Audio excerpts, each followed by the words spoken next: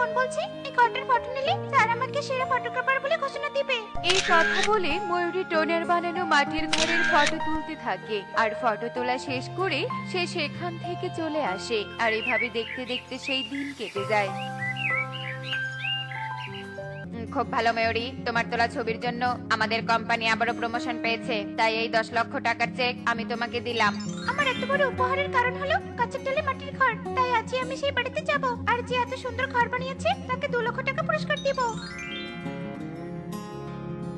এরপর ময়ূরী বনে টোনার বাড়িতে চলে আসে আর টোনাকে 2 লক্ষ টাকা দিয়ে সব কথা খুলে বলে। তোমাকে অনেক ধন্যবাদ ময়ূরী দিদি, তোমার জন্য এখন আমরা অনেক সুখে দিন কাটাতে পারবো।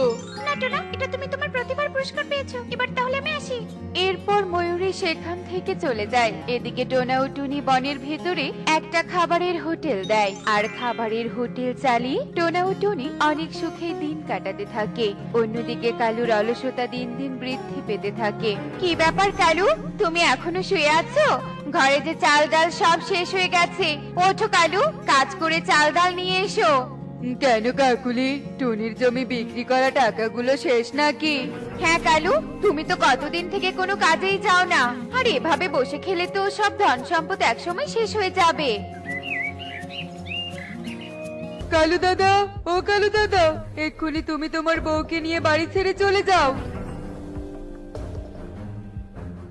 কেন কবুতর দাদা, আমরা আমাদের বাড়ি ছেড়ে চলে যাব কেন? কেন, কালু দাদা তোমাকে কিছু বলেনি নাকি? এতদিন কালু দাদা আমার দোকানে বাকি খেয়েছে, আর এই দলিলে সাইন করে বলেছে 1 মাসের মধ্যে টাকা পরিশোধ করতে না পারলে এই বাড়িটা আমার হয়ে যাবে। সেই সূত্রে এই বাড়ি এখন আমার। ছি ছি ছি ছি কালু, তুমি এতটাই অলস হয়ে গিয়েছো যে নিজের বাড়িটুকুও বিক্রি করে দিয়েছো। থাকবো না আমি, এই অলসের সাথে থাকবো না। এক্ষুনি আমি বাপের বাড়িতে চলে যাব। এরপর কাকুলি রাগ করে বাপের বাড়িতে চলে যায়, আর এদিকে কবুতর কালুকে ঘর থেকে বের করে দেয়।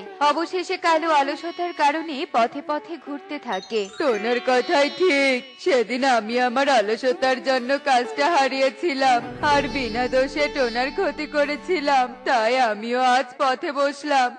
আমি এখন থেকে পরিশ্রম করব, তা না হলে যে আমাকে না খেয়ে মরতে হবে। এরপর কালু তার নিজের ভুল বুঝতে পারে আর পরিশ্রম করে নতুন করে ঘর তৈরি করে। আর কালুর পরিবর্তন দেখে কাকুলি বাড়িতে ফিরে আসে, আর তারাও সুখে শান্তিতে বাস করতে থাকে। দেখলি তো বন্ধুরা, কারো ক্ষতি করে কেউ কখনো সুখী হতে পারে না। এমনই সব মজার মজার শিক্ষণীয় টুনি পাখির গল্প দেখতে আমাদের সাথে